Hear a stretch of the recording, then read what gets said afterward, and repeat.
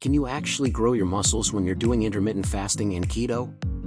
But I want to go more into the exercise part of this because if you're doing intermittent fasting and keto and you're not doing exercise, you're not going to grow your muscles. This is because the most important stimulus to muscle hypertrophy, which is growing muscle, is the intensity of the exercise. Before I get into the exercise part, I want to talk about the foundation that surrounds this because when you do intermittent fasting consistently and you're actually adapted to ketosis, you will have higher levels of human growth hormone, and human growth hormone does cause the growth of muscle, and it also prevents the loss of muscle. Now on the opposite spectrum, if you're eating frequently through the day and you have insulin resistance and you have blood sugar issues or you're pre-diabetic or diabetic, you're going to have less amino acids going into that muscle and you're going to have more atrophy. So this is an important principle to consume 2 meals a day or maybe even 1 meal a day, but I think 2 meals a day would be perfect. Maybe keep your carbs at the higher end, but not over that about 50 grams per day, because it is true that carbohydrates do stimulate insulin, and insulin is an anabolic hormone. However, we don't want to go too high because we're trying to prevent insulin resistance, so if we provide the top limit of carbs, I think that would be a smart thing to do. And of course we want to make sure that we have enough complete protein for the muscles to choose from, but not go too much, so 7 to 8 ounces of protein per meal would be a really good option. What you have to realize is that when you consume protein, whether it's meat, fish or eggs or whatever, minimally at least half of that is wasted as glucose fuel because protein turns into glucose or as nitrogen waste, so you're not really absorbing 100 of that. Unless you're taking certain types of amino acid blends, so by adding a ton of protein with your meals, it just creates more stress on your kidney and your liver, and it can actually increase your glucose a little bit too.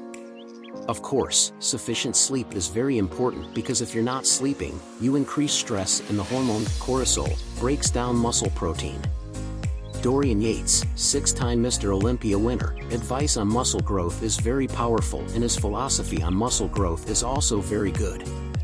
What he said now, he'll start off with some warm-up sets with some light weight, just like most people will do that, so you warm up the muscle with some lighter weights. But then he will do one insanely extremely difficult set of about 6 to 8 reps, so he will do these reps to total failure and beyond. So he will go as hard as he can, and when he can't go anymore he'll get someone to spot him and assist him with a few more reps, so he's going beyond total failure, and that's based on this principle of intensity. He is maximizing that workout intensity because really what you're trying to do is you're trying to damage and destroy that muscle through difficulty. Now a couple key points to this. You want to keep perfect form, and you don't want to recruit other muscles, and you don't want to create momentum as you're working out. You're trying to isolate one muscle at a time to maximum failure and beyond. But there's something else that he said that is really cool, and that is when you work a muscle, let's say you're doing bench press, you're gonna contract the pec, so you're coming out and then you're gonna come back, so you have a concentric movement. And then, when you have eccentric movement, which is lengthening, so if I'm coming down on a bench press, my pecs are lengthening, and the eccentric part, which is the negative part, is actually stronger than the concentric part, but it's often neglected. So what he does is that he will focus on the negative part and bring that to failure. So if you were to have someone spot you in a bench press and you've just did 8 reps to total failure, you would have them assist you on the concentric part and help you lift it all the way up, and then you would just bring it down slowly. And you would keep doing that until you can't do it anymore to failure. That way you completely and utterly exhaust that muscle to the point where you create some serious damage. Now you are only going to work that muscle once a week.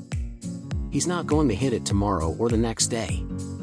So he works at one muscle per week, and here's the key, you let it recover fully, and that's a big mistake that a lot of people do. They work out when that muscle is incomplete, but hasn't healed, so that's when you create scar tissue and injury. So this allows your muscle to recover fully and is what makes the muscle get bigger. The exercise intensity is just the damage of the muscle, and then you let it heal, and so then, the next time you work out, you're a little bit stronger.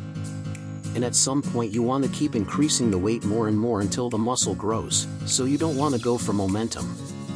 You want controlled, isolated movement with a pause. Cardio actually helps the recovery. Now of course, if you're going to do this, you do not want to jump into this right away because you can hurt yourself, and you want to go into this very, very gradually. probably hire a personal trainer to help you, and you want to, over a period of weeks, build up to this intense total failure and be on the set. But I really think if you combine this with your keto, intermittent fasting, this keep your stress levels low and good sleep if you want to achieve muscle hypertrophy. Recovering well is going to get you muscle hypertrophy, so you have to work out intensely to create the damage and the soreness, and then you have to recover completely for you to be able to have maximum muscle growth. This might take longer than a week, it could take 2 weeks and sometimes maybe even 3, if you're just starting out.